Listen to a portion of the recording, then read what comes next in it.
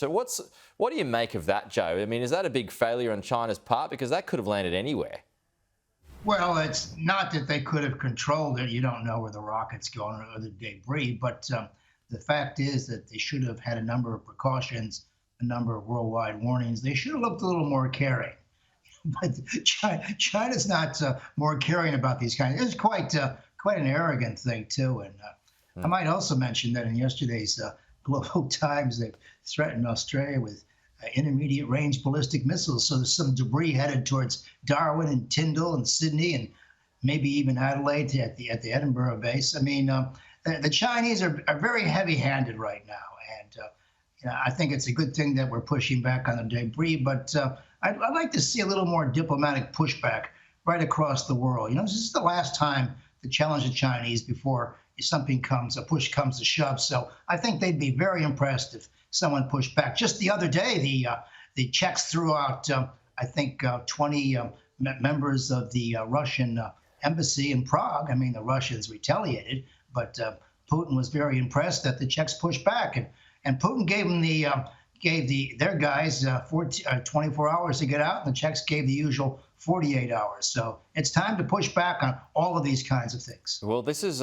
one paragraph from that piece that you just referred to then, Joe. It's from the Global Times, as we mentioned, which is the government, essentially the government mouthpiece, and it warns of retaliatory punishment over any incursion towards Taiwan. It says the plan, and this is a threat to Australia, the plan should include long-range missile strikes on the military facilities on Australian soil if it really sends its troops to China's offshore areas and combats against the PLA.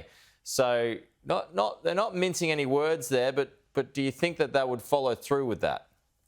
Look, of course they will. I mean, they know that Australia is interoperable with the United States Armed Forces. They know the ANZUS Treaty is part of the Australian society fabric and all the rest. They know that's true. But look, Pete, I regard a threat like that as a very serious diplomatic error on their part. I mean, I think the Australian government, the foreign minister, should call the ambassador in. And I got to tell you, the writing of that particular op-ed piece suggested it was probably written in Canberra. It looks like it was written by one of the locals there, one of the locals in the embassy. And I'd call the ambassador in, and I'd ask him about it, and I'd ask him to repudiate it. And of course, he's not going to repudiate it. He's going to say, yes, Australia is a threat. I mean, is going to be threatened.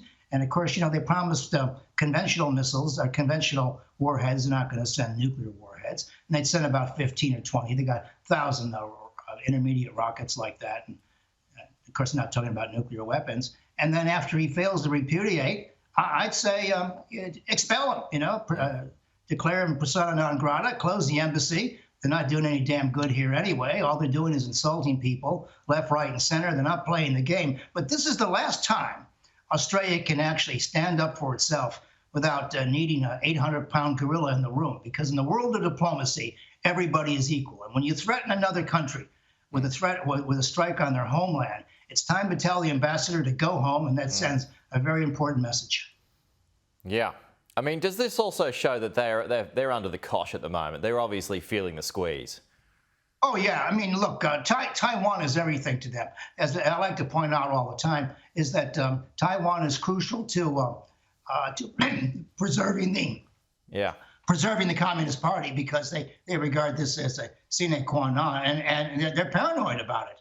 And they're afraid of anybody getting involved, stopping them. And of course, Australia frightens the hell out of them, because Australia looks like it's actually standing up for a principle. Now, I don't think it has to come to this because of the Shanghai Communique and all the rest of it. But this is spun out of control. I mean, Chinese, because of Australia's commitment to these kinds of things, is threatening Australia's economic lifelines. It's going to ruin Australia's universities, which have already are falling over because of all the money they depended on from China, and all the wheat and the barley and the rest of it. Iron ore is the last thing standing between Australia and China in terms of civility. And of course, iron ore is made to make component parts of intermediate range ballistic missiles. It'd be ironical if Australia kept the only export going, the one they're going to drop on them. So this goes back to pig iron bill days, doesn't it? Yeah, it does. Or pig iron bond, yes. It does, yeah. Joe Siracusa, we're out of time, but always good to chat with you, my friend. We'll talk to you again soon. Okay. So let's get some